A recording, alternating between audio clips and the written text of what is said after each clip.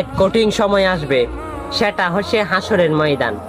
সেখানে কিন্তু আপনি কাউকে চিনবেন না, একমাত্র চিনবেন আমার প্রিয় নবীজিকে। আপনি কিন্তু আমার প্রিয় নবীজিকে 3 জায়গায় পাবেন। প্রথম জায়গায় হচ্ছে যখন আপনাকে ফেরেশতারা আপনার পাপ সম্পর্কে যখন মাপ দেওয়া হবে, সেই মিজানের পাল্লায় আপনাকে তোলা হবে।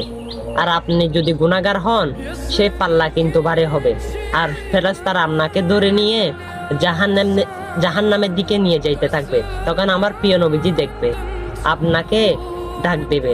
তখন ফেরেশতাকে জিজ্ঞেস করবে, এ ফেরেশতা, আমার উম্মতকে কোথায় নিচ্ছ?